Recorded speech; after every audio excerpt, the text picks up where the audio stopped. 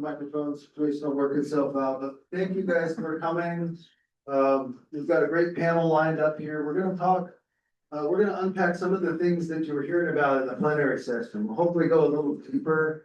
We're definitely gonna prioritize some discussion and make sure that there's plenty of time at the end for to have just basically open discussion. We want to hear from you about some of these things, get some input. And we are gonna talk to you about both things that working well and maybe some challenges that we've had. We would just love to get your input on all of that. So we're gonna save some time for some Q&A at the end.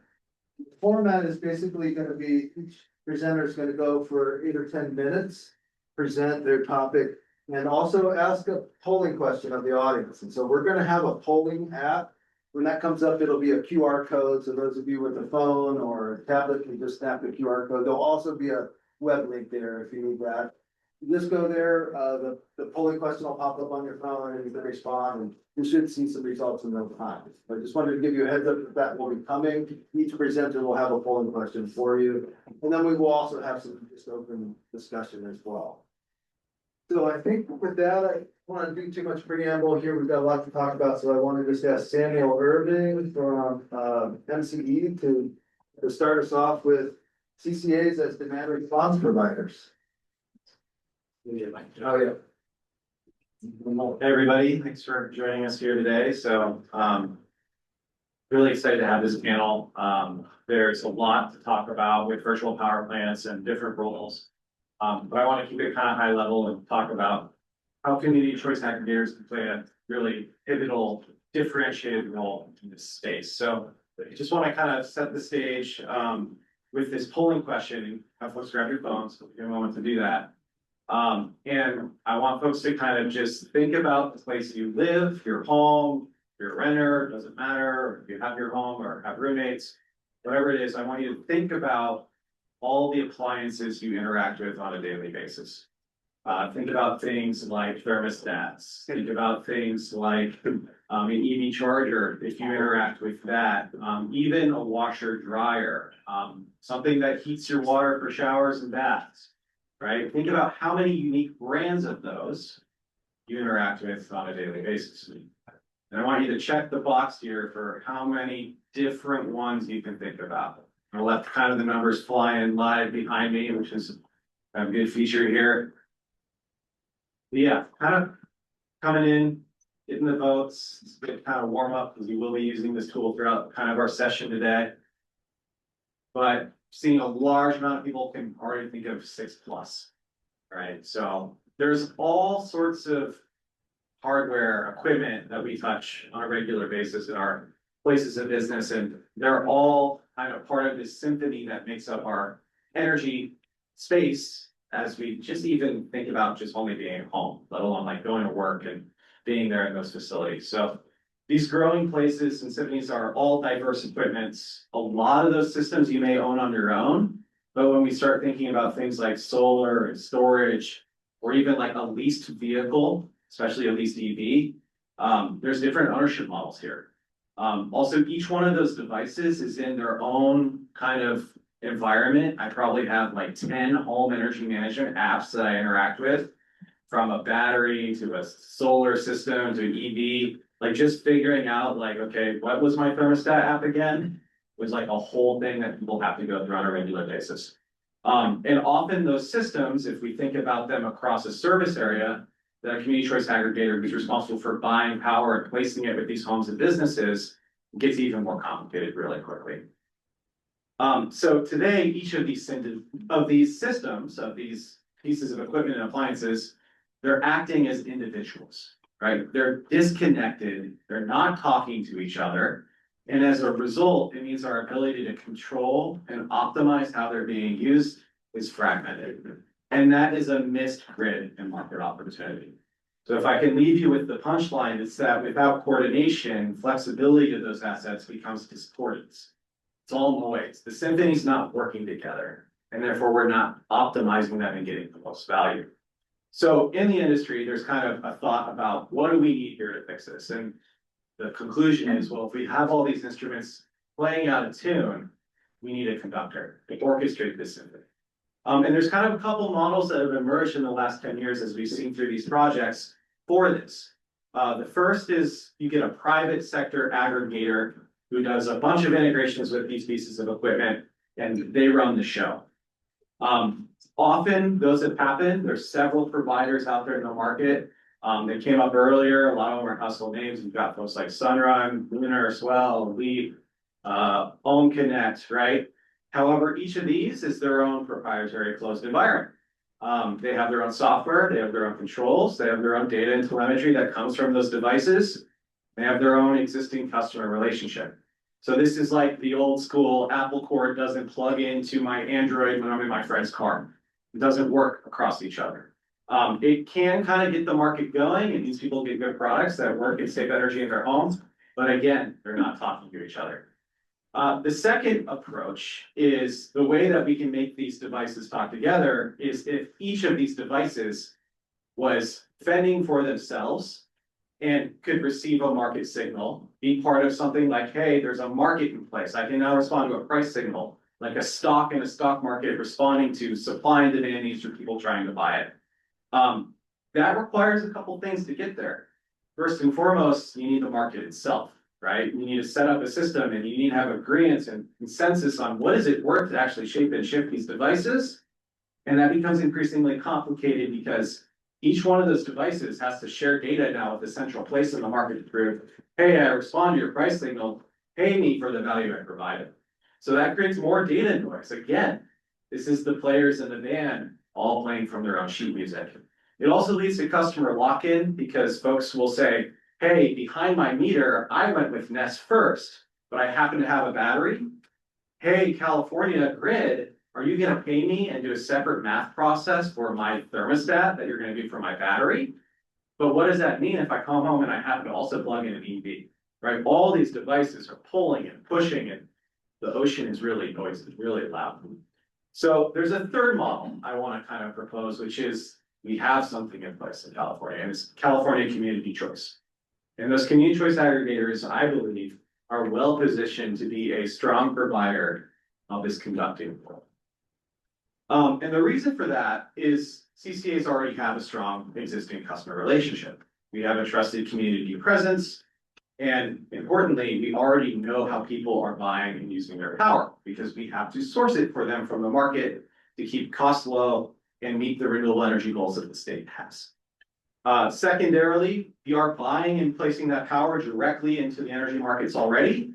By default, CCAs are scheduling coordinators. We often work with scheduling agents who help us kind of navigate the complicated process of power procurement, but we have the appropriate regulatory authority to buy and place power and be market participants. That means that we're already well positioned to align supply and demand because we do it every year when we set up our forecast to figure out what we need for the whole community that we're serving. What this lets us do when the CCA steps into the role of optimizing these devices is starting to reach into the toolbox among our local community from these devices, say, hey, here's a local resource that can help me instead of having to go to the expensive market to fill my need when forecasts and actual doesn't match up. And then the next reason that I think that CCAs are well positioned to be in this role is we have rate making authority. And we have a billing relationship with our customers. So we can do things like create dynamic tariffs. We can set up on-bill strategies. And also we have an existing transaction interface with customers through the bill to incentivize participation. You heard a little bit about that earlier today. One thing that came out of the Richmond project was this VPP tariff. Essentially what that does is it compensates participants in the program, customers, homeowners, multifamily, industrial, all have a path to really get compensated on bill if they're part of the virtual power plant. So also, this feeds into the fact that CCAs have a nonprofit model and it's mission aligned with the larger state goals. So while the private sector, they're going to act as the aggregator, if the CCA does it, we're able to focus on community benefit over individual private sector shareholder return. And we can roll those savings back throughout the whole community and along the way, focus on local reliability and affordability. This creates a scenario where if we help one customer lower their costs, it also helps the CCA lower our peak procurement need and we can lower costs for all, right? That's a neighbors helping neighbors within the community aggregation model. And it's a really powerful tool that only exists in the nonprofit model. So when CCAs ultimately act as the demand response providers, we get a couple things. We can standardize, we can work across devices, we can be technology agnostic, and also importantly, we can promote equity and bring that to the forefront. So I'm really excited to talk with these folks today, interact with you all and answer questions. With that, I'll pass the mic, Chris. Yeah. Like I said, we're gonna have a whole dedicated Q&A section at the end, so if you've got some questions, maybe hold on to them until the end. I want to move through all the presentations first. Mark Lane will be next. Mark Lane from Series Controls has been an instrumental partner in both the Lancaster and the Richmond projects. I should have said that Samuel played a very significant role in both projects as well before he went to MCE. But Mark brought a huge amount of market intelligence and experience developing software for entities like CCAs, and he brought the platform that we're using for both projects, Lancaster and Richmond. So with that, Mark, tell us about this enterprise DERMS platform. Okay, once we get past this one. Okay, you might notice I have a little accent, it's because I'm from LA. Little Alabama. But if you look at if you're looking at the architecture of a VPP and putting it together holistically, the DERMS plays a really important part. It's almost the heart, the center of the whole VPP. And when you're picking your DERMS and trying to decide what to use, there's a lot of things you got to consider. I mean, you're going to contract with the company. I mean, this is the typical way most people approach developing a VPP. And you got to look at that company and say, what's the long-term viability of it? I mean, we've seen some of the big players just go under unexpectedly. We've seen big players pull out of the market. So there's a lot to consider when selecting, who's going to be that part of my system, my VPP, and what happens if they go away. And then my use cases as a CCA are very different than say something in New York or PJM or even, SEC versus or SCE versus SEC.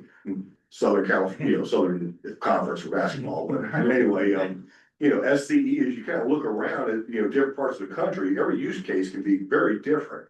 And then I have customer PII that is needed by the DERMS to make decisions. There's a lot of information coming back from that customer. I mean, just integral data alone tells you a lot about that customer. How is that protected? Who is protecting it? What's their security standards? And then continuity of my contract. At the end of my contract, well, how does that load that I've connected? I've used ratepayer money to put DERS into customers' facilities. And at the end of that contract, that DERMS provider, well, who owns that? Who has that now? I mean, does it go with him? Do I have it? How am I going to get it connected to my next DERMS or my next contract in DERMS? And then, of course, everyone talks about the vendor lock-in.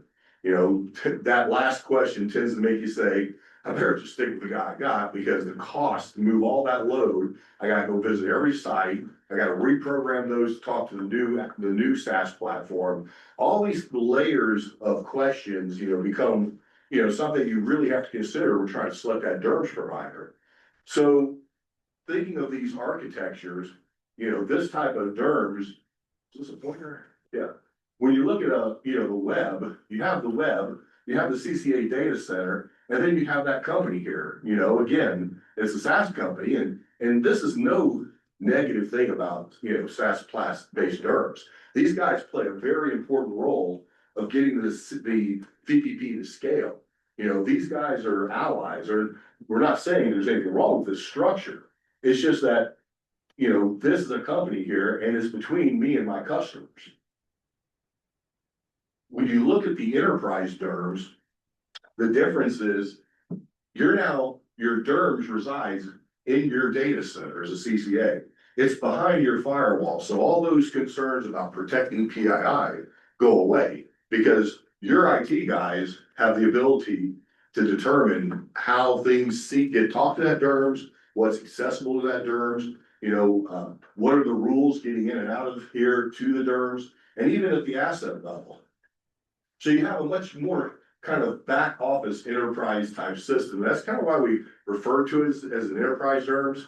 Maybe a better way is a CCA DERMS.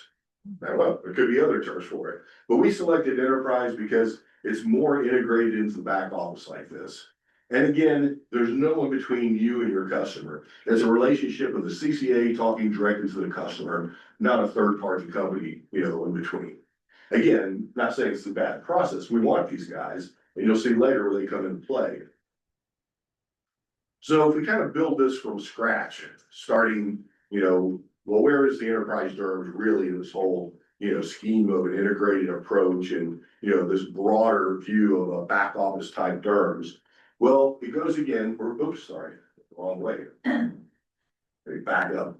I hit the little button here. So the DERMS is in your IT lab. It's behind your firewall. But you can also see it's also integrating like with your scheduling coordinator, passing a lot of information on what the DERMS status is, the load that's available, tomorrow's schedule, bidding schedule for the day ahead bids. And it gives the scheduling coordinator an opportunity to say, I've got insight that the DERMS may not currently have. I mean, DERMS is getting a lot of telemetry in real time back from the sites. And it understands state of charge, what's the ramp rates, how is it gonna look, as we discharge batteries. There's a lot of information that DERMS is gathering in real time. But the scheduling coordinator has a lot of eyes on the, the market that the DERMS may not. Like it may know of a planned shutdown of a plant or, some generation plan. And that could affect when the scheduling coordinator bids this load into the CAISO. MV providers like TRC can come in a third party and verify, is the DERMS, controlling like it should, are customers getting the payments, are they accurate? But and billing systems getting out. So there's a lot of things here that's integrated in the back office that, you typically wouldn't let a third party on the web come in and do. And then on top of that, DERMS has a connection to the CAISO on your behalf. So this is a secure connection here. And again, it's integrating with your credentials as a CCA to the CAISO, placing bids into CAISO on your behalf, picking up dispatch signals, reporting market data, CBL calculations, all the basically the benefits of the VPP is being sent up to the CAISO in real time. This is happening, every 5 minutes, this type of information exchange. Then you look at the DERs in the field. Well, there's certain DERs that you may have paid for, with ratepayer money. These are the ones you want to protect from becoming stranded assets. So these type of DERs, whether it's an EV, a battery storage, thermostats, these have the ability then to talk directly to the DERMS through the firewall without going through the third party. And they're protecting, that investment that the CCA has made in these assets in the field. Now, this is where the other guys come in too. No problem, but there we go. Now, when you look at aggregator DERMS, all right, people's mentioned Lunar, Tesla, Sunrun, SolarEdge, just go through the list, whether they're an OEM, an aggregator that has a DERMS product, an ESCO, an EPC, these guys can play a really important part because they bring a fleet of DERs that they may already have in your territory.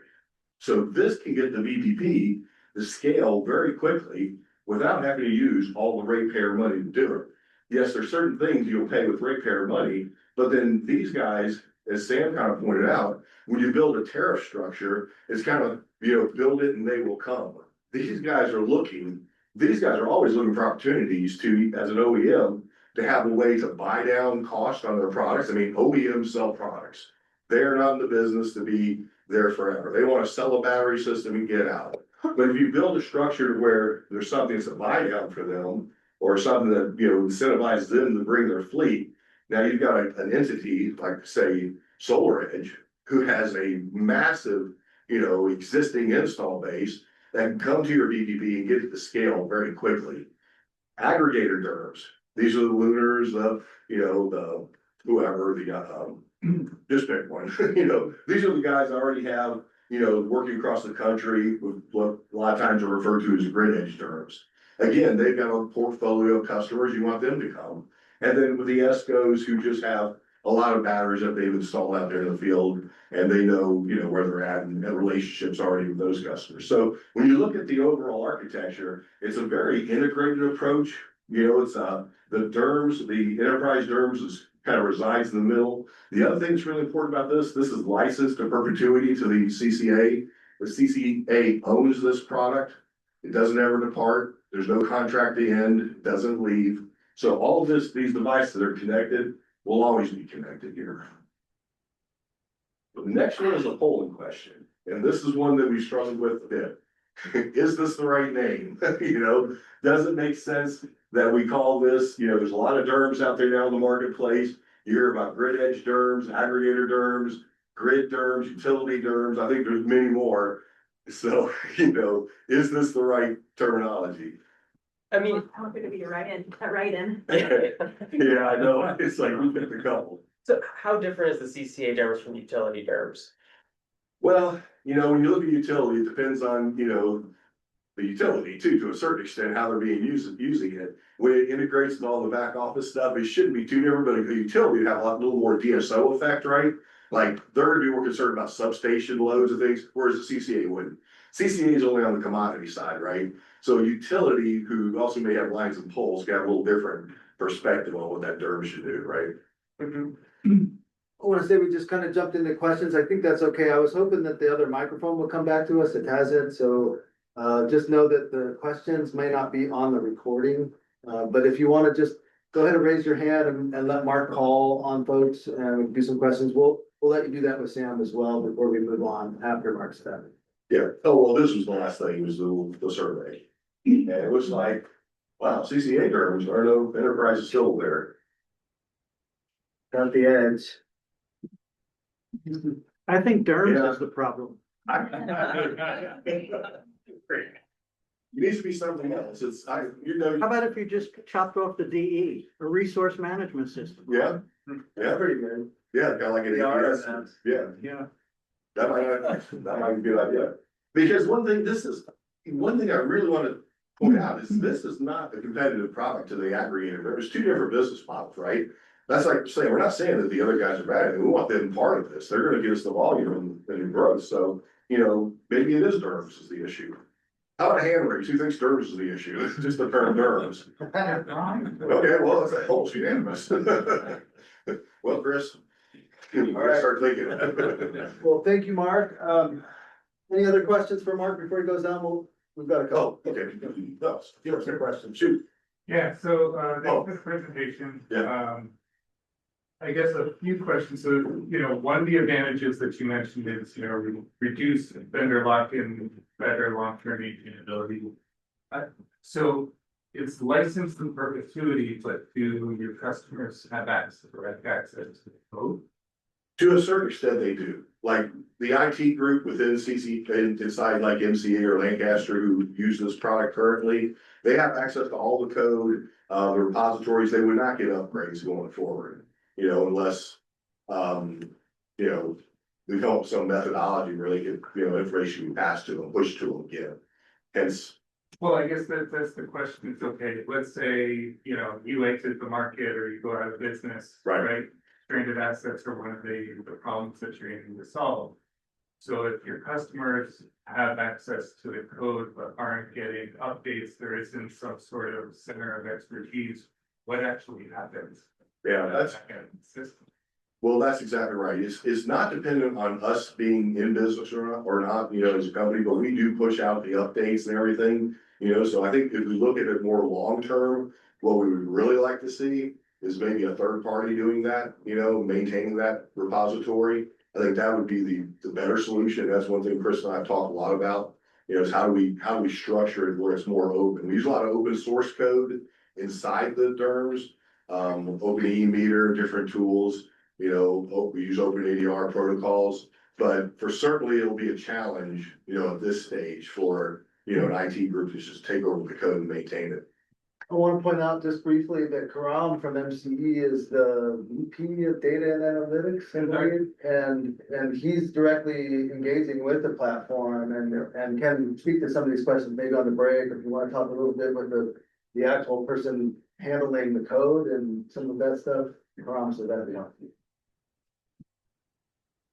Yeah, it's a related question. Sure. It's sort of for anything where you're doing this level of integration, you know, what sort of you know, backward compatibility, forward compatibility with all systems you're trying to integrate with. Absolutely. One of the key features, and this was Lancaster that really put this feature together for us, was to make this a kind of a community type piece of software. So every time another CCA deploys it, or another CCA comes with it, or any CCA that's using it develops a use case or does another integration or requires something, maybe with an old legacy system. Let's just say there's a whole bunch of old Tesla mega packs out there and they're just sitting there. And, they say, Mark, we really want to get these under control. When that happens, it goes out to all the instances of the software and everybody gets that. So it's kind of a community product for the CCAs that as everyone develops on it or new applications are added, everybody gets it. Did I answer that? Is that a little bit? What? Let's do this. We're gonna have a lot of time at the end for some Q&A still, so if you've got additional questions for Mark, we'll capture those then. I think, what I wanna do is just go ahead and go to Mark Costa next, and I'll just share, Mark was part of the team at the Energy Coalition that led the basic project, which was an amazing project, another one of the disadvantaged community projects. And, yeah, I'm looking forward to hearing what Mark has to say about prosumer network. All right, we definitely appreciate it. So we will, in the 8 minutes of presentation, try and go under the hood as much as possible on this. But we define the prosumer network in the following slide, but we really wanted to see what the value, like what was the value of even doing this? And it was a simulation, right? We retrofitted the home, simulation was all desktop. So just to put this all in perspective, right, the whole basic project encompassed, and you've seen the slides maybe a couple times throughout the day already, but that prosumer network is one of many things that happen within the community. So this is where it's nested within this. It's almost underneath the advanced homes portion, and that really enabled us to have some actual real data to have something to work with, something to go into, things to look at. So this isn't like a final or an official definition, but this is how we described it in some of our reports and papers. But we're a downscaled version of the KISO open access transmission network. So you can see some, thanks to some folks in the room here for those concepts around that. And it allows prosumers to transact energy. So we have to be pretty careful with the words depending on who's going to read this. Buying and selling energy is prohibitive, not prohibited, but transact energy in a distribution system. And this is where things evolve over the life of the project. In a day-ahead futures market, it was just dependent on the vendors that we got and how the market itself unfolded. There was no predetermined way to go about this specifically, whether it was real-time settlements, which we could do in a blockchain ledger, but to ground this more in reality, that what it seems like a day-ahead market is probably what CCAs transact in anyways, right? So that was one thing that went there. And then you have the dynamic pricing tariffs. We heard some of that earlier in the day as well. So there's definition, right? But the most important part is at the end is when we went down this journey, we were looking at some NREL tools, the 4C tool, all these things. This was years ago. And it needs to reflect the customer needs and the local grid. Spoiler alert, I don't think anybody's going to be shocked, but the local grid, telemetry is something we didn't really have. So anyways, this is where we wound up. We had, out of all the homes we retrofitted, there was a subset of those that we had really good data for, that all the retrofits were there, that we had boots on the ground, energy audits, we had physics-based energy models, the whole 9 yards, 11 homes. Weatherization, all that was in there. And we went really around the world to try and tackle this. We went out to different countries, talked to people from everywhere. I got very involved in the International Energy Agency, Users TCP, Global Observatory on Peer Networks. That's the actual one group's name. So it was that. And we were so far in it that we actually hosted one of the meetings and people flew out from around the world out to Santa Monica where we talked about this stuff for 2 days and we learned about it. A lot of thanks is needed for Felipe Cano down there at the bottom. I don't know if anybody's worked with him, but you know, he really was a huge inspiration for all of this. So a lot of thanks is deserved to him. So we looked at these things. Other sources of inspiration were the Greenwise Architecture Council in terms of everything they've done over the last 20 years, right? So I sit on that council. There's a lot of people that had some connected communities grants that are in that. It was a great thing to learn from, and we tried to integrate that as much as possible. And then the dynamic rate pilots that came before us. And at the end of the day, there was no one single solution that fit everything that we learned from around the world, right? So we had to cobble certain things together and just see what worked and didn't, and more often things didn't work than it did. So some of the things that we were contending with here, data, this does not even begin to capture all the data things, but APIs, you know, the industry standards, even though they existed, they didn't work, they were inaccessible, they were implemented differently by everybody. The physical wires weren't connected in certain manufacturers, water heaters, it was just all these known issues. And there's data issues with utility API, multi-factor authentication, physical distances between meters and sub-meters and panels and sub-panels in the retrofit and for the weatherhead and the service drop. But I mean, you name it, if there would be a challenge, there's something that happened. And this was in the subset of homes. So go out in the world and do this for millions of homes, you have to have very flexible solutions. And then the electric distribution grid data, we were so close to getting it. And then just right after the heat fire, somebody we were working with was like, let go. So that was very unfortunate too, that we were not able to get that information.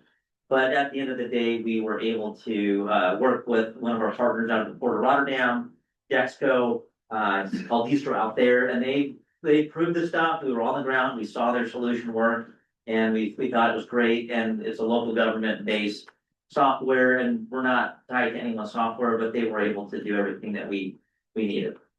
And as Sonaro said, we saw 9% savings on the volumetric rates, just to be a little bit clear on that. A couple things that we observed, and I think we're gonna probably run up on time here, but I'm assuming if you're here, you're interested in some wonky stuff.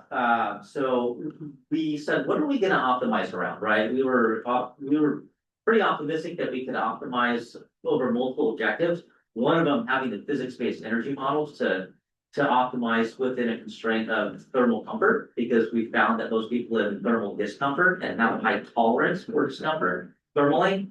But we looked at the rates, so the weighted cost calculator is a line that we plotted, and then your net metering, if you're a disadvantaged community customer, you get a flat adder on top of it, so that's just an upward shift.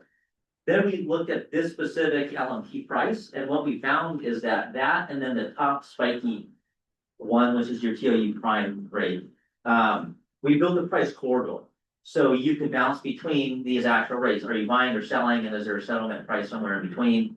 That turned out to be a little bit of a black box, but it's somewhere in between there. We call that a price corridor. And we found that the LMP didn't always align with the ACC, and then neither of those really aligned with the retail rate. So if you have this time of use retail rate that doesn't reflect any realities consistently on the wholesale or the avoided cost calculator, what the hell are we doing? And are we just making problems worse all the time in every decision we make? And that's probably the case from a policy and regulatory perspective. So we gotta think harder about that. And that's kind of what we wound up doing. And then we just showed this across different seasons, so you can see how those go. There's something really interesting to keep in mind. There's those differences. You know, looking ahead, this is the last slide. And the takeaway from the image on the right, we plotted a bunch of outputs from this transactive energy simulation, but we were really curious who's producing and who's consuming, and on the annual, who is net producing and net selling. And we plotted the number of trades that had happened. We had a lot of things that we looked at. One, this is real, there's outputs, right? It's not like vaporware, we can see what individual customers did. But the big thing is that the load shapes, the inherent load shapes and needs of all the customers vary widely, right? And then the generation profile from solar varied widely. And even though the batteries were programmed certain ways, right? And then the water heater, we had current transformers in some of the home. We were seeing voltage at 112 volts under the surge sensors. That's outside the ANSI standards, right? So is the obligation served being met by the utility, by the distribution system? Can you challenge that in the regulatory context? And then how many DERs would you need to address that voltage variance? Back of the napkin without knowing the EQ sensitivity, which would be the root of all this stuff. About 5 of our prosumer homes could have affected 1 voltage point. We have 5 homes that can get ancillary services. That's not even valuable. I thought it would be like 100 homes. So those are the things. So we need to recognize the variance in this. There's a little bit more that needs to happen with regulations and industry standards. And then we really need to take these things into the community planning. You mentioned the CAISO market interaction. Well, there might be a need for some further down sampling of that in interaction with a DSO rather than directly with the CAISO. So this is a good architecture question. And then we need markets where these people can get value and transact and grow the pie, not just for the customer, for the CCA, and do everything in a holistic way. So that's it. We have a full question, and I don't know how this. I'm assuming it just launches automatically. It's launched, yep. Okay. All right. So if you can't read it in the back, what are the biggest barriers to consumer networks in California? Pretty open-ended question there. It could be a lot of different things.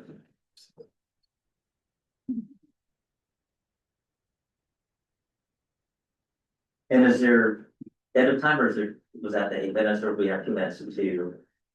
We're time. Oh, yeah. Yeah. Perfect. Well, You can do a question or two if you want, Mark, if people leave. yeah, as these things come up, we'll transition to the next speaker, and if anybody has a burning question, we can take it.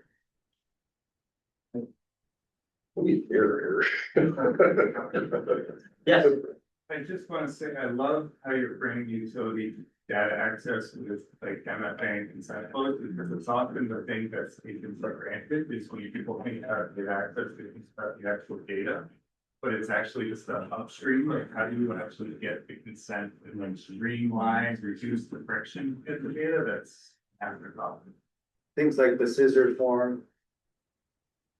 That is a industry logo. Yes, this scissor form. Customer information service request process is often difficult. It seems to be a barrier. It takes very little time and effort really, but it seems to be stopping lots of projects. All right, any other questions? Last questions? We'll pick up some more in at the end. And so with this, I want to introduce Coleman Snaith from TRC and just let you know that I've had to spend a lot of time with this guy the last 7 years. We worked really closely together along my company, Cedar and TRC collaborated with TBT, who's in the room, if you want to raise your hand, Fairline.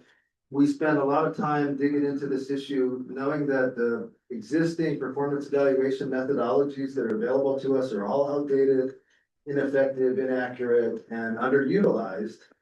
And we wanted to come up with something that was better, basically. And so we tapped on TRC and we came up with something we think is very compelling. This may be one of the more impactful, albeit very wonky, if that term keeps coming up today. This is really one of the more important things that we did in the project, and I'm happy to introduce Coleman Snaith. Thanks.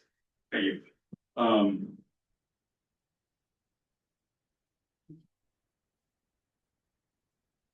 So first off, the mission, I'm an engineer, trying not to get too mathy on you. What happens? So we've been talking about a lot of data throughout here. You're hearing about a lot of data and a lot of value. And as the independent M&V consultant for the Richmond and Lancaster agency, TRC was brought in to quantify the value at the individual participant level, as well as at the overall programming level. So we're working with the AEC teams to identify the kind of core modes of operations. How are these DPP that operate? And then that in turn guides our objectives for determining what evaluation approach we bring. And so some of the key objectives for the performance evaluation methodology, it needed to quantify the value of daily load shaping. We were talking about shifting load every day. at the end, we needed to quantify it at the individual participant levels. That's what we really wanted to see, because then it's easy to aggregate up to the entire program. But we needed to accommodate lots of different types of load flex technology. It needs to maximize participation, with the inverse being that we needed to minimize the number of holdout days that we use for calibration. And then we needed to report the results accurately year over year. So the CAISO, since CAISO participation was like a core concept, core element of the MCE VPP, we knew we needed to find a approved CAISO PEM to use as our framework. So we started, a PEM is a performance evaluation methodology, a PEM.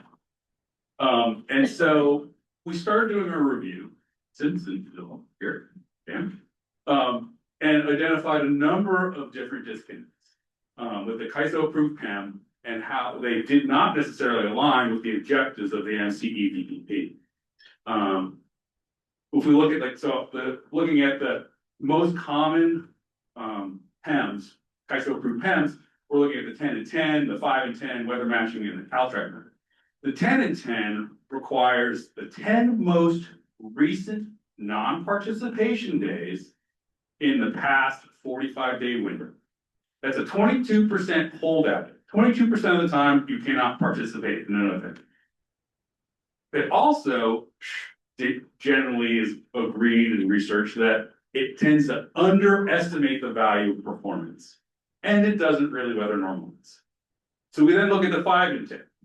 The 5 and 10 takes those same 10 days that we've already identified, and then it looks at which one of those 5 days has the maximum demand. And we look at that and compare.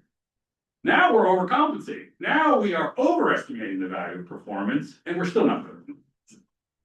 So that brings us down to weather matching. So if we look at weather matching looks at the 4 most recent non-participation days over a 90-day window with similar peak temperatures. But now we're assuming that all the loads are weather dependent, which we know is not the case. You look at, I go into the office twice a week. My loads vary all the time.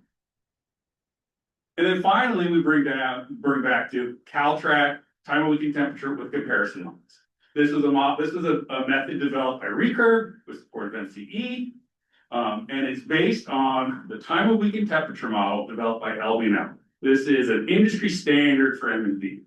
But the approved model from the CAISO requires 20 holdout days in a 60-day window. So that's 1/3 of the time, a full 1/3 of the time you cannot participate in an event.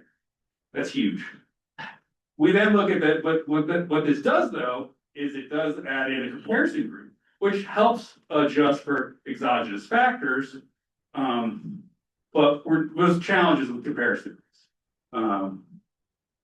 Each participant site has to have 20 comparison sites minimum. And then each comparison site can only be used in one comparison pool. So there's no reuse. You can't reuse that comparison set. That's a problem, because the first comparison pool gets the best matches. And then each and every pool after that has a compounding bias applied to it. And so, but this is because if you look at the CAISO approved PEM, they were designed for a small number of dispatch events every year. And they're generally requiring a large number of non-participation days. So none of these align with our goal of daily load shift. And so CAISO recognizes that there's some issues with the PEM, and they formed the DDEMI working group to solicit feedback, to explore options. But to date, we still haven't seen a method that aligns with the objective of daily load shifting. And that's where TRC's lead data scientist, who's a PhD statistician, comes in. He pulled in 2 methods from financial markets for projecting the financial markets, the non-parametric modeling and Bayesian statistics to create the Bayesian non-parametric kernel smoothing. Yes, I'm mouth. In non-parametric modeling, each hour of the year is related to every other hour of the year with a weighting factor, such that 3 p.m. on a Wednesday is closer to 2 p.m. on a Tuesday than 8 a.m. on a Saturday. You have these different weighting factors. What we found is we took the data from Lancaster and plugged it through this model. And we found that this model is more accurate than all the existing pens out there. We then layer on the Bayesian statistics on top of that. The Bayesian statistics use a staggered holdout period. So we're looking at this point, like I think we're at a 12% holdout period, but we think we can dial it back even more, probably to 10%. So we're now a much smaller range of holdout periods. And we use those holdout periods to validate the model. How is the model performing? Are we accurate or are we not? We then take that same holdout period, that same date, and we plug it back into the model with feedback. That's then reinforcing, adjusting, not recreating. Because the other thing with the comparison groups are, after each event, you need to create a new comparison group. So this is an iterative process that builds on itself and maximizes participation with fewer holdouts and maintains accuracy year over year. So we're super excited about this. I say I'm like nerding out here. The Bayesian non-parametric kernel smoothing approach really has the potential to like unlock equitable value sharing across all participants in an event.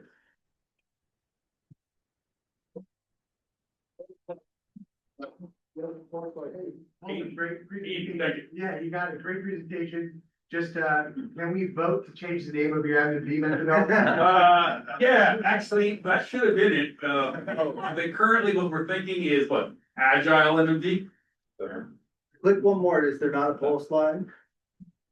Oh, there is not a poll slide. I apologize, maybe informal Go back poll, up. go back, was that the question? So the question, the question here.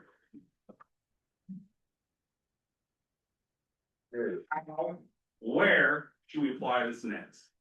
What other value streams that typical M&V methods have difficulty quantifying are the most interest to you? Simultaneous overlapping event signals. Raise your hands, let's do it, just to show. So that is basically potentially doing daily load shaping simultaneously with a KISO event or executing a some response on your water. Quantifying facility subsystem, quantifying facility subsystems. So looking at your air conditioner, looking at that operation at the utility meter level. How are my air conditionings operating? Just by looking at the utility meter. Behind the meter EV fleet charging, quantifying individual customer volt or frequency support. Yeah. How do we do that? Oh, yeah. That's the one. That we quantify.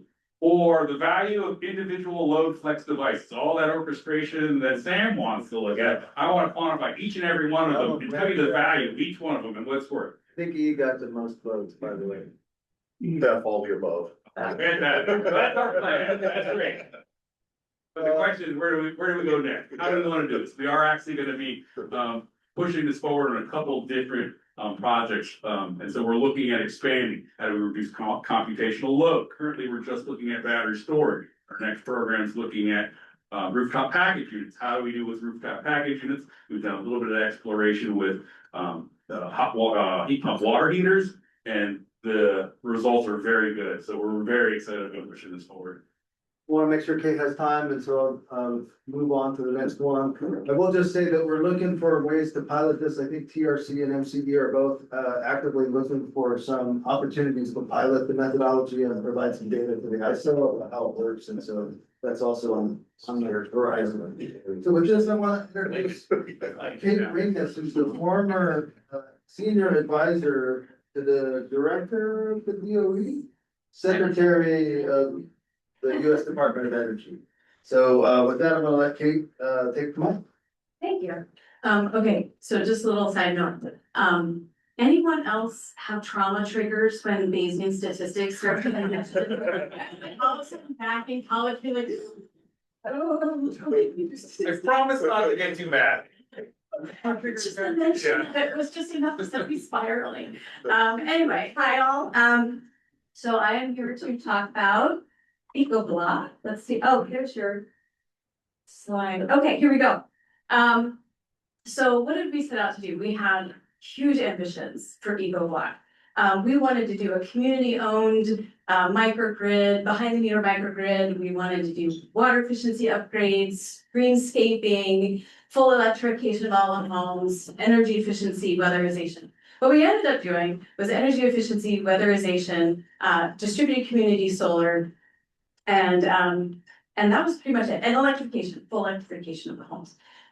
We were taking advantage of economies of scale and the neighbor effect. Our business innovation, this is business model innovation, right? Our innovation was creating a process to do this on a larger scale. So how do you get a community to work together to decarbonize, right? So I'm gonna just click through some of our core goals right here while I'm talking about other stuff, because we're short on time. So our business model was designed to maintain flexibility. We were talking earlier with other folks here about how different communities around California are very, very different. And you can't take a one-size-fits-all approach to community decarbonization. So we've got all these different goals that a community can kind of choose from, almost like a menu, to move forward with an EcoBlock. So 2 goals to highlight, trying to make sure I get through all of them, are capitalizing on the neighbor effect to improve uptake and speed up adoption of electrification and energy efficiency upgrades, and also zonal decarbonization, right? Utilities are talking about decommissioning gas lines. Well, that can't happen house by house. That has to happen neighborhood by neighborhood.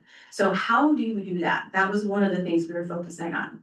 So so I mentioned the establishing a process to do this, but we were also really focused on community ownership of our energy distribution assets, or not distribution, generation assets. So we did rooftop solar, but that rooftop solar was owned by the community as a whole, right? So that presented its own challenges that I'll talk about in a little bit, but it was owned by a community formed member association, kind of like an HOA, but not, because people don't like HOAs. Again, trigger point, should come with that. So moving right along, I have too many hands. There we go. Oh, too fast. All right, so how does it create community value? Sometimes people are like, well, of course it creates community value, but it strengthens the community. We got a whole block to work together to do this project. We had meetings, they run the community association to do all of this work. So it builds community and establishes relationships. It improves local air quality, both indoor and outdoor. It grows community wealth. When we look at lower income neighborhoods, generational wealth comes up as a talking point, right? Having a community own these assets builds community wealth. It provides access for harder to reach communities. We had many people on the block who don't speak English at all, or they speak it as a second language. So if neighbors are getting together to do something, it provides access and reach for those individuals. And it facilitates faster and more widespread adoption of energy efficiency technologies and electrification. Primarily through better access to resources, tools, modeling, etc.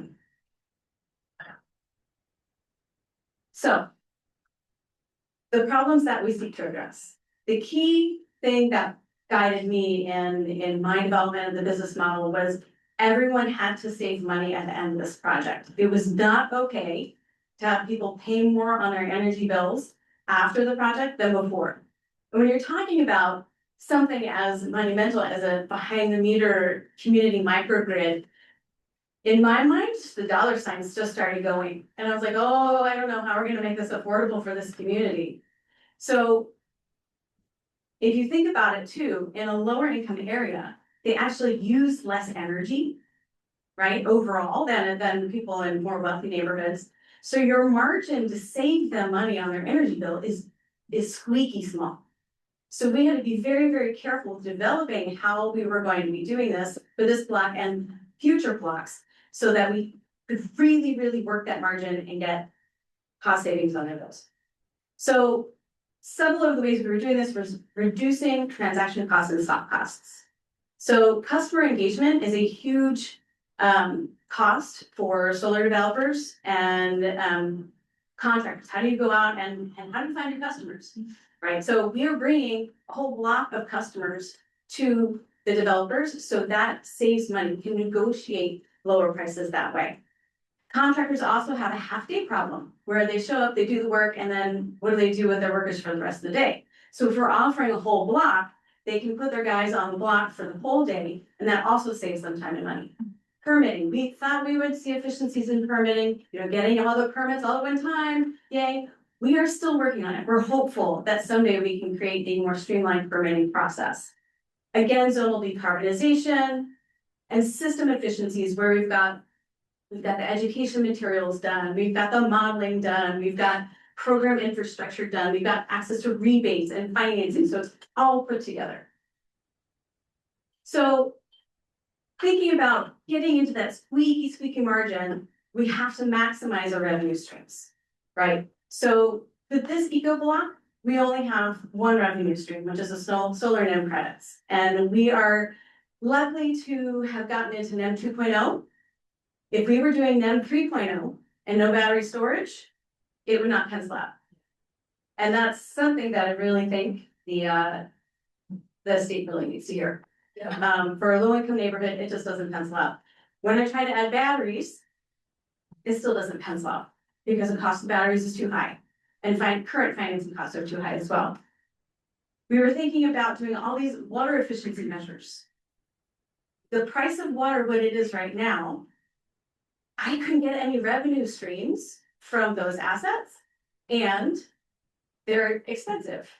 And so if they're not creating a revenue stream, they're expensive, and they're not really saving that much on a bill, I can't do it. So we had all these great ideas about water efficiency that just didn't make sense for this model. And I think is also a bit of a problem. So other things, we could not do DER integration. We weren't ready to work with the CCA. Demand response, we didn't find a home energy management system that worked for the team. Weren't ready to do VPP with our CCA. And for the RECs and carbon offsets, our scale was too small to do carbon offsets. And the block actually decided not to do solar RECs because they wanted to be net reduction in carbon emissions for the area. And they didn't want to be offsetting anyone else's use. They're like, no, we're doing this to benefit the planet. So we're not gonna offset anything, we're just gonna reduce. And for that, I was like, you guys are so awesome. It was just like, they really firmly believe what they're doing, and that was a really great moment. I wanna note that the cost of the microgrid, when I modeled it out, we're gonna do community ownership of the microgrid. We tried to own the distribution, that failed. We tried to do a whole bunch of other stuff, but I'm just doing the dollars, right? It made no sense for the community to own the microgrid assets. The communal battery was too expensive. All the telemetry, all of the accoutrement were so expensive that it just did not pencil out. I could not generate enough revenue from that microgrid to make it pencil out for this community at this scale. So regardless of all of the policy issues that were tied up in it, existing tariffs, all of that made it not pencil out and just didn't make sense to do. So the community ownership part of it created some issues, right? So one, thank you, I'm gonna go a little over just morning. So the community ownership added a level of complexity, right? So how does a community own assets? Well, you have to create this membership association. Well, they're not just like formed out of the blue. You have to hire a lawyer, you have to have meetings, you have to register with the city of Oakland, you have to do all of these things that all cost money. Then that organization has to insure everything. Let me tell you, homeowners associations, which this kind of falls in the category of, insurance is going through the roof. And at this scale, the insurance is crazy expensive. We decided to do it anyway, and it's penciling out okay, but really, really expensive. And so sometimes you have to kind of match the value, the intrinsic value of community ownership with the revenue you can get from aggregating those resources as a community owned asset with the actual costs that you have setting it up. And again, this is one block scale. You can do it larger. It might pencil out better, but you really have to think through these issues. So maintenance, management, all of that's handled by the homeowners association, and all of it costs. Moving forward markedly. So this is the business model for our current EcoBlock pilot. It was run by UC Berkeley, and we have rules for how we deal with project participants. We could not lock people in beyond the time frame of our project, which means we could not use external sources of financing to do this project. So we used all the grant funds for everything. The in-home assets are owned by the homeowner. The shared assets for this is just the distributed community solar. PG&E owns the distribution. And the costs for the distributed community solar are paid through homeowners association fees. The billing is tricky because think about it, everyone has solar on the roofs and that connects to the CCA, right, for their bill. But it's actually a communally owned asset, but it's going through the homeowner's bill. So we have to work with an outside company called Advanced Energy that is creating a bill for us that's crediting. Everyone gets NEM credits, but then they pay a percentage of those NEM credits back to the homeowners association as dues. And that pays for the community owned asset maintenance operation insurance. So how does this work going forward? So we're going to hear it all day long, tariff on bill financing, please. That is the best way to finance the in-home energy efficiency assets. I'll talk faster. And we looked into a community facilities district to do the community-owned assets. It's very expensive and time consuming and did not work for this, and I don't think any other block. I think financing this with CDFIs, with either sadly GGRF money, the Greenhouse Gas Reduction Fund by EPA that's tied up in courts right now, is an excellent way to do this.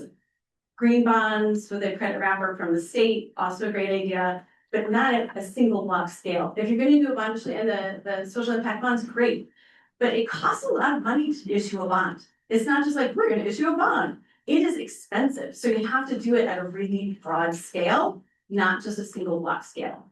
Again, why we didn't do that on this block. Also, another opportunity is doing energy as a service provider for the revenue generating assets, the solar and the heat pump water heaters and the heat pumps. So sorry, I'm going really fast, promise. So removing barriers to scaling EcoBlock, I think this is the most important one, sorry, I waited for last. So policymakers, philanthropists, local community leaders could support the expansion of EcoBlock by addressing these barriers to growth. Tariff on bill financing. Y'all, Kentucky did this. Kentucky, come on, we're California. We can do this. It just has to be faster. Little pilots here and there are not enough. We just need to get it out and do it.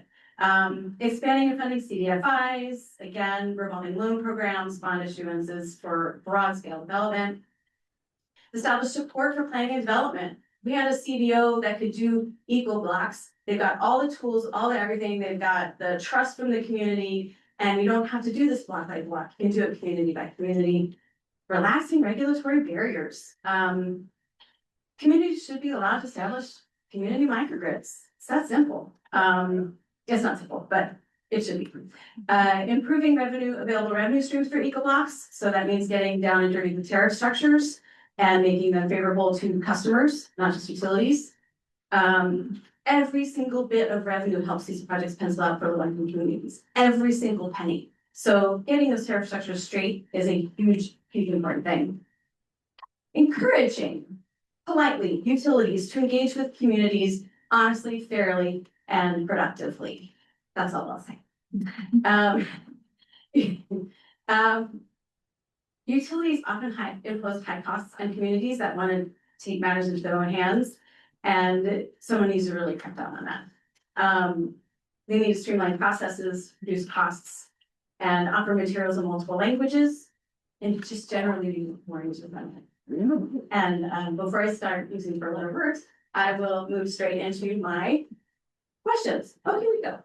All right, so if California were to create a new program with the goal of enabling the growth of advanced energy communities, what should the priorities of the program be? Select up to 3 choices. Note, you may click your choices up to 3 times each to increase the priority. So 1, identifying policy reforms, enabling technology innovation and commercialization, educating the public, expanding affordable finance mechanisms, and changing social structures. What do social structures mean? Excellent question. What do we mean by that? I can't remember why I heard that. Sorry. That's the person voting for it. Why are you just identifying policy reform, not enacting policy reform? I think there's a lot of people that would like to enact policy reform, and that would be me as well. But I'm also trying to send a message that we need more funding for these projects and we need to continue, and that AEC, this batch of AEC communities should not be the last.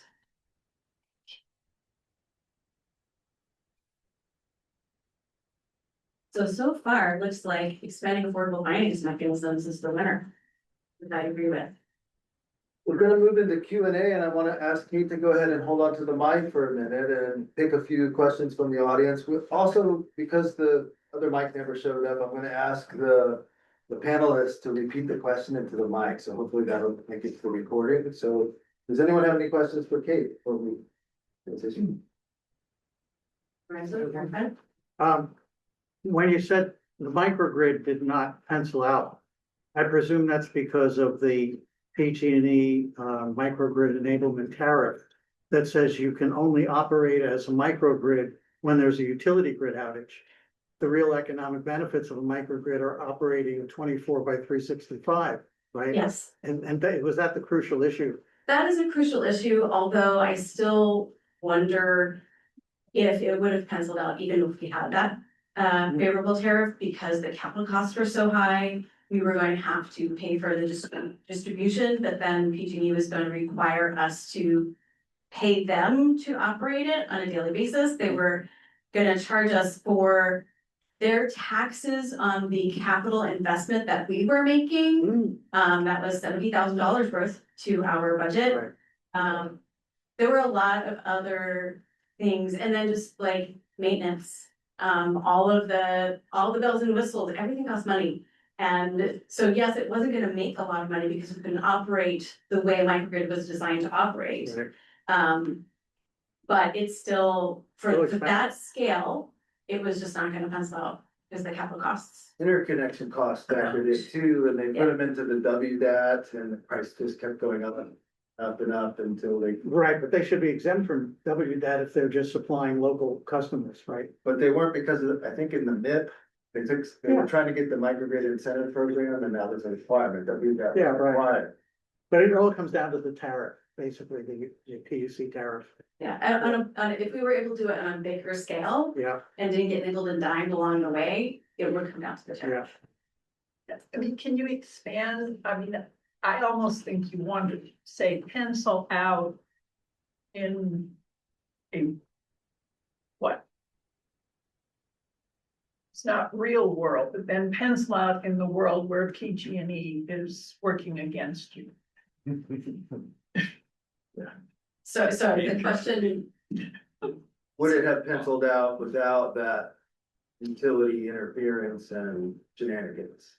I can't imagine a world, like I couldn't even put numbers to that, really. I'm not expecting an answer, but I'm suggesting when you say it's gonna pencil out. Right. As you and Lorenzo have indicated, you need to get really concrete. Yes, yeah. I think one thing to remember is everybody loves microgrids, right? Like it's a buzzword these days, but this block actually didn't suffer brownouts or blackouts. Their resilience is quite good. So, you know, at the very beginning, I was like, why are we doing a microgrid for this block? Should we not do it somewhere that, regardless of whether it pans out financially, it makes a really big difference in terms of resilience. People aren't losing food in their refrigerators, businesses aren't losing business and having to buy new food for the grocery store every other week, right? So it all kind of layers on, and for this project, it didn't make sense. I just wanted to tack on that. There's, with microgrids, we ran into this in Richmond and Lancaster and really all over is there's the monetizable value streams that come from microgrids, right? You're avoiding the cost of whatever the customer is paying before the microgrid, and that comes in. And ideally, it's less expensive than business as usual, which is just getting power from PG. There are so many non-energy benefits associated with distributed local energy that is provided locally that are not bankable. Those health benefits, the emission benefits, while we do have things like RECs, these are positive co-benefits, positive externalities inside the community that are priceless but not worthless, right? And they are not fungible into the cash flow models that exist in our energy system for compensating the destruction of these assets. But they are real, they do impact people's lives, and it helps individuals. So when we're looking at programmatic planning, we need models that are not tied to the capitalist return on investment theory that says, hey, I got a 20-year cash flow here, and I have to recoup that investment. This is where the power of public goods can come in to create these programs. In many ways, I believe this is the role of government entities and people like the CEC to go where the market will not. Because these are things that can really help solidify tangible, resilient future across California and be a representative story globally.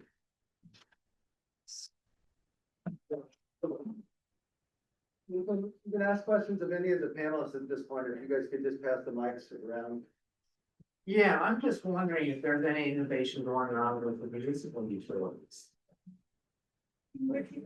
So, yeah, the question is there any innovation going on with municipal utilities? Yeah, Not specifically in these projects, but I will speak to Lancaster. So Lancaster is a little different because they're a city and a single CCA. So as a municipal agency tied with the same staff, they were able to do some interesting things that were differentiated from what was going on in the Richmond project or in the block or Bassett Heights. And there were some concepts that were like, hey, we need some sort of ownership model in place here that can let this cash flow model work.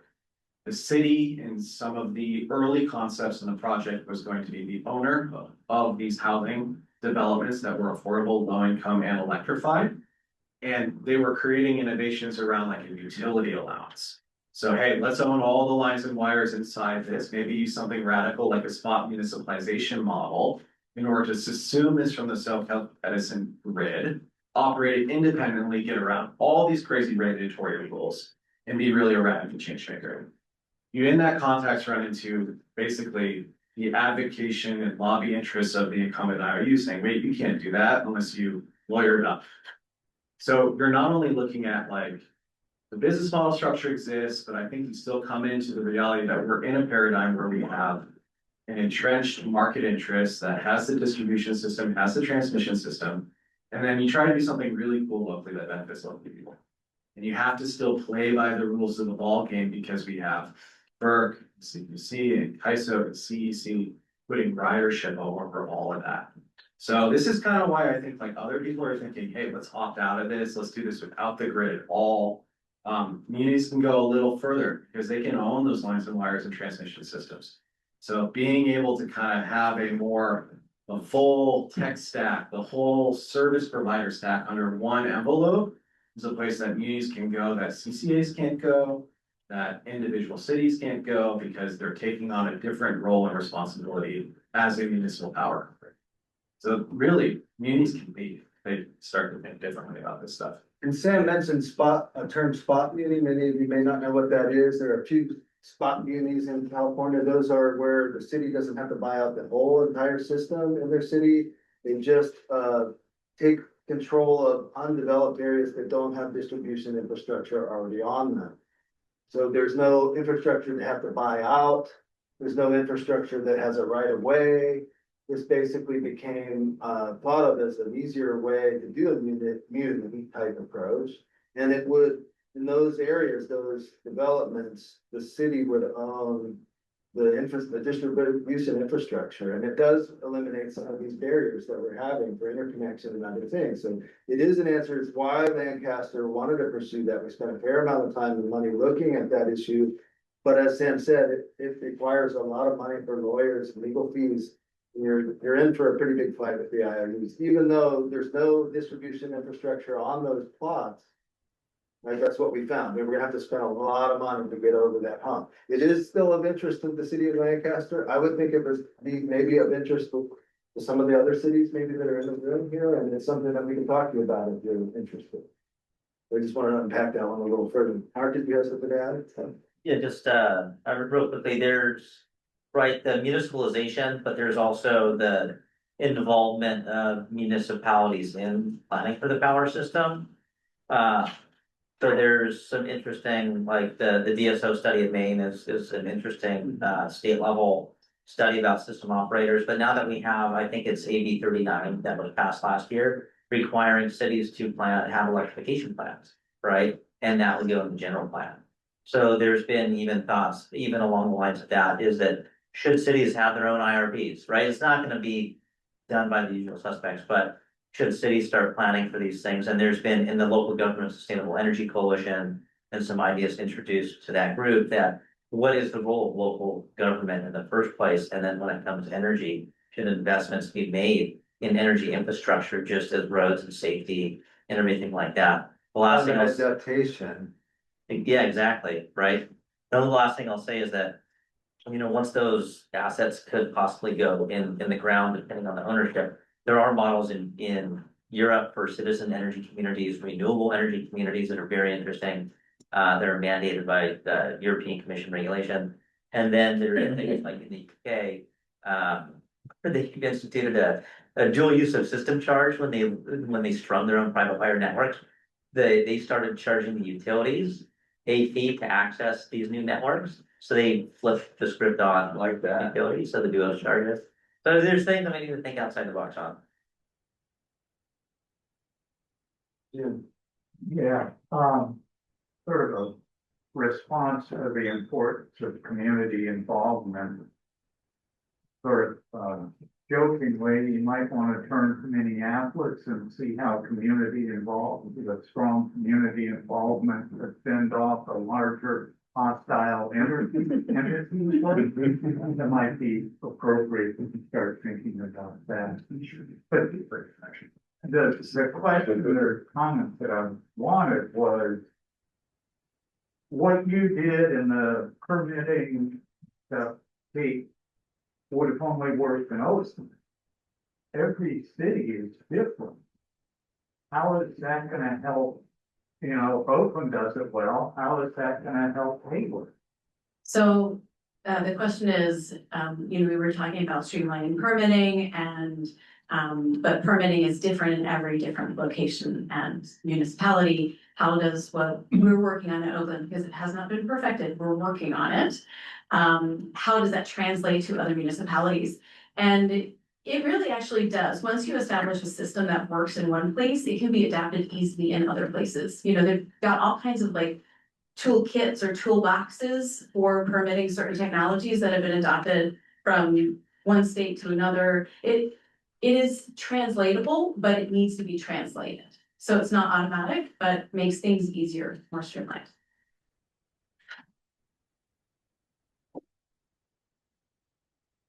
Sure, from the Durham perspective, VPP perspective, you know, the alternative model that you showed that the VPP is more managed by the CCA rather than the easy button of offering to a turnkey VPP provider.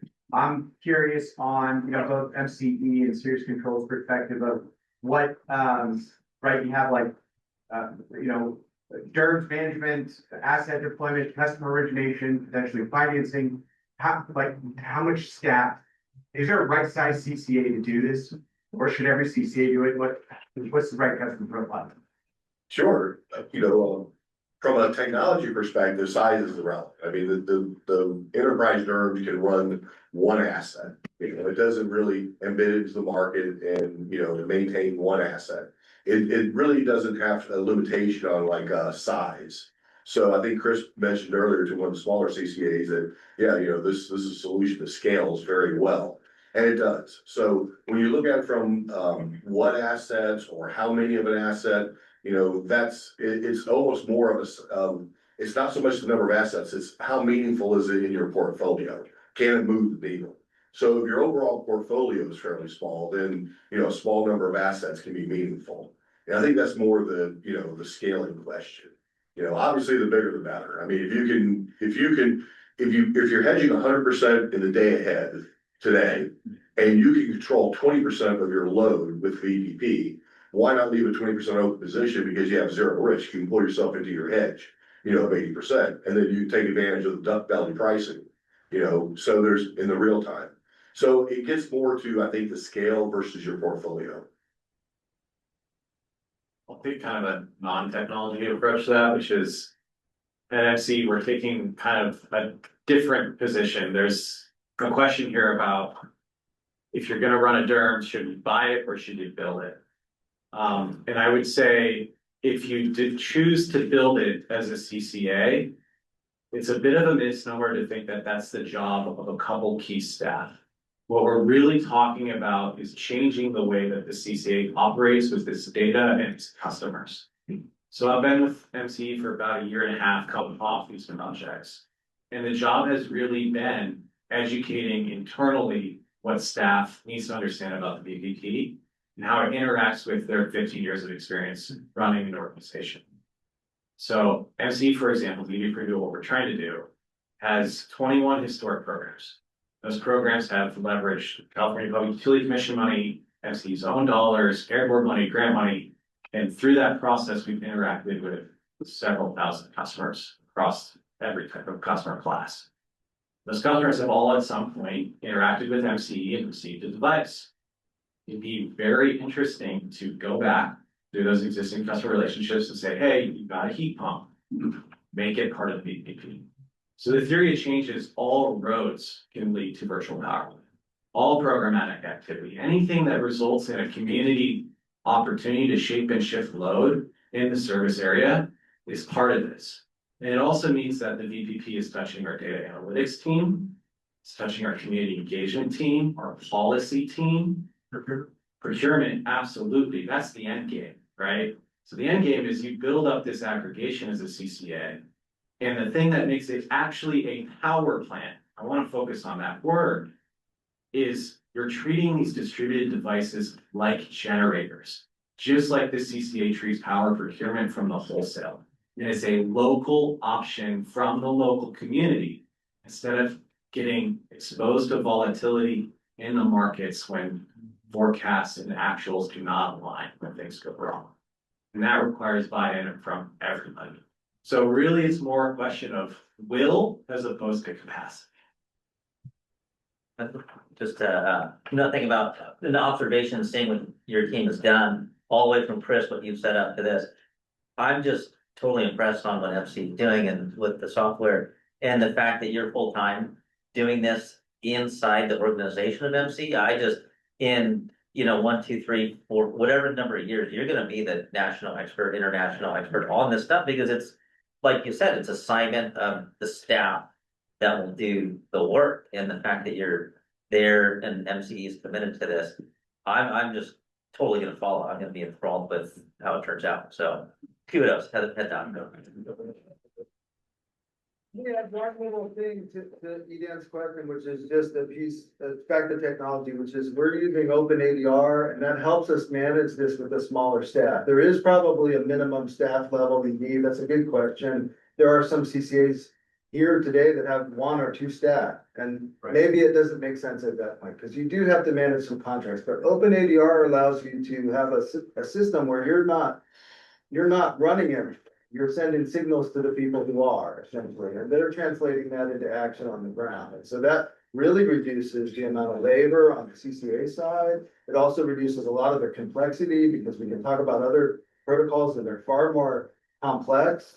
And so having a small staff, you can get your mind around open ADR, you can implement that, and you can set up ways to manage the people who really need to do most of the work in the field, right? And so it is very much about staffing and bandwidth and funding at the CCA.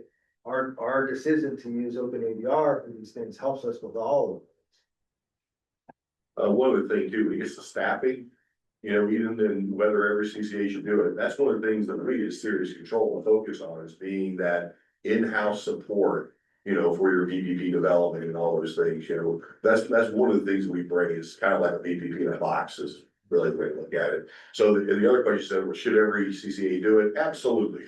There's no reason not to. Another question, more, yeah. Dogi.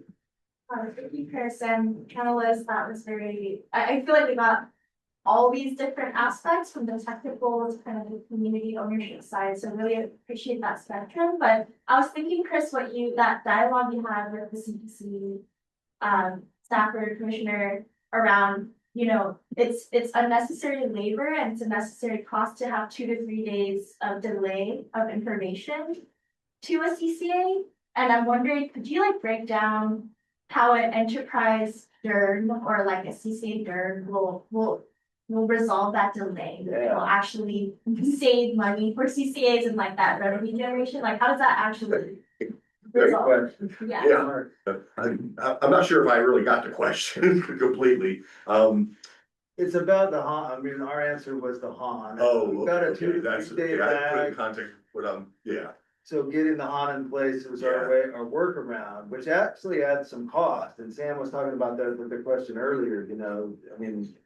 That's, yeah, right, absolutely. So that was a challenge that we had, was getting that data in to get the real-time information telemetry, you know, all the data issues we've been hearing about.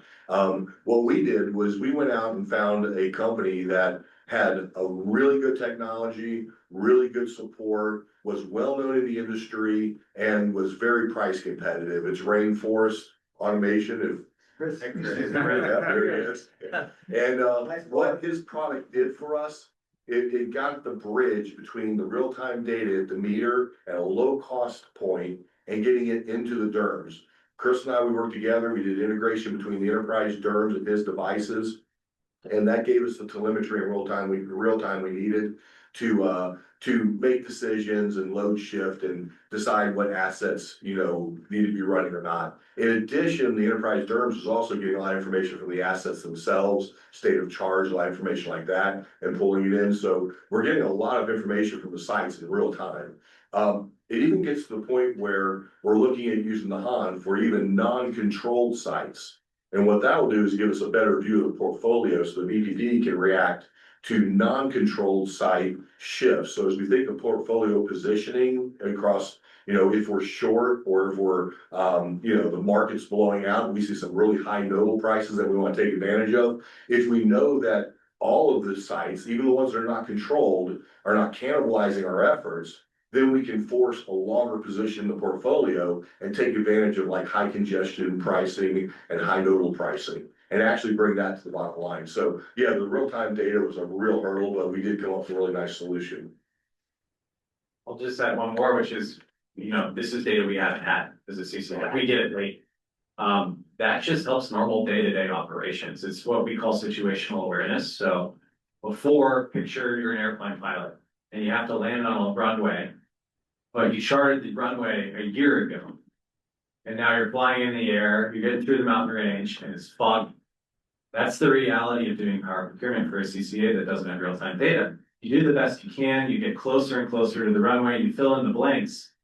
That last step of the meter information coming in real time lets you touch down and land that plane efficiently and safely. So that's a great way to save costs. We need stuff like what Chris Turlock from Rainforest is providing because it gives us data that otherwise we have to negotiate with PG&E or do what Chris is basically pitching this morning, which is let's go after this from a regulatory context. So we got to solve this. Data stuff is so key to what we do. Can I ask a follow-up Bruce, question? Alex, So go. for the rainforest solutions, the great workaround, that's abandoned. Yeah, you're right. Yeah, how much does that cost? And is Yeah. that actually scalable? So per device, depends on how you negotiate with Chris, but also. Like, devices can range, like, I'll talk generally about the industry, so they can range between $50 to $500 per device. That does not make sense. Well, this is what's interesting, I've had success getting customers to self-install this. So this is literally something about the size of like a laptop charger that you plug into a power outlet and it samples using Zigbee signal the data coming off the smart meter. Yeah. You get smart meter data in a separate cloud from PG&E's reporting. Right? So that means our team can now log in and audit PG&E's meters. Right? So we can track and say what is happening versus what we've been told for the last 15 years. And now we have a baseline methodology for Coleman. So that he can come in and do his basic and statistical analysis, say, hey, here's the pre and post. This is so core to proving that the load mod we said was attributable and real. And it's why we're also going towards paying for performance. Because we're able to actually measure and track and say, hey, what really happened? That's what we're paying for. We're not going to do an advanced contract for millions of dollars to do the load modification. We're going to do it in post-processing based on meter data itself that conforms with the KISO market. Let's integrate there. Let's prove this is real. Then let's go. That's kind of the strategy. That sounds like a JLAC audit, the Joint Legislative Audit Committee needs to improve that. And that's, I'm gonna take that. So, the whole point of this is, it's actually just a policy issue, right? That data is flowing. Rainforest is basically piggybacking on the data that's already getting transmitted. And so really it just comes down to policy. The data is getting pushed up. It's in Midas right now, but getting access to it. It's a PII issue, there's security issues, but it's not that complicated, really. I mean, it really is. It's just policy. We want to switch to AMI 2.0. This is gonna be part of that discussion. AMI 1.0, which is what all of the fleet of meters is kind of slow. And it's a little old, a little outdated. We need to make a switch, but that's gonna be very expensive. Can we get more out of what we already put in? I think the answer is yes. That data is there. We need it. You can get it with the help of the CDC and some of the others. And so Alex is right. We have a Band-Aid solution. As the workarounds go, it's a pretty good one, but it's not scalable in the long term. I don't want anyone here to think this, oh, we solved it, that's good enough. We gotta get rid of that. This is shadow metering. This is additional cost. This is us paying for something that we already should have. And none of that makes any sense, right? We gotta fix the root problem here to get where we're trying to get. Is anyone who hasn't asked a question, got a question? Jim, go for it. Yeah, This is gonna be, we're over time. This is our last question. but you're saying every CCA should have a PPP. I'm with Dave, sort of, and, they spend $1 billion a year on power. What's the dollar benefit of when they started and then say 5 years after they've grown? So what can they expect to get from this? That is really a core outcome we want from this phase that we're in now, so BPP Flex. So we have a mandate with the state to demonstrate that for every dollar in, we get more than $1 back, right? So we have to preserve the return on investment. You're asking a great question. I want us as an industry, as CCAs, to be able to get to the point that these types of programs that are embedded with them are things like energy efficiency, solar plus storage, they become self-sufficient without reliance on public funding. And that only works if they're able to recoup their investment from programs that they do. So I don't have a good number for you, but what I can share is I think the contracting mechanism matters. If you enter into a large capacity contract and you choose to buy it and you choose to enter into an agreement with a third-party private sector aggregator for a short term, you're introducing different risks than if you own direct control of the assets. So I would encourage more CCAs to think about, joining in on the model of being part of a shared perpetual license, opening into open source strategies, working with their staff to think about what really becomes possible when our staff is becoming more educated on the power that's there. We have connection to the devices that are in our community. Chris has said something for a long time that's always resonated with me, which is customers are the most valuable component of a CCA. Second to that is the data that those customers have. So you need to have some ability to manage and digest that in order to make good informed decisions and keep this great movement of CCA stuff going forward.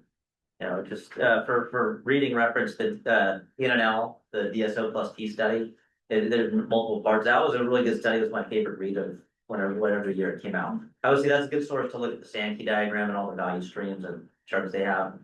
Take a look at that. It's not going to give you a dollar number exactly, but it's very informative to help you get at answering that question.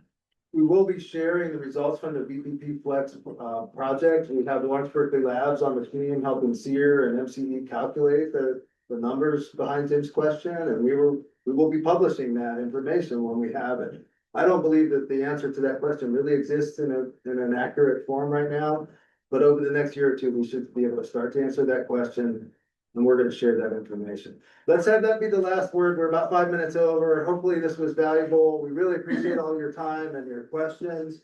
And we gotta be back in the plenary room at 3:45.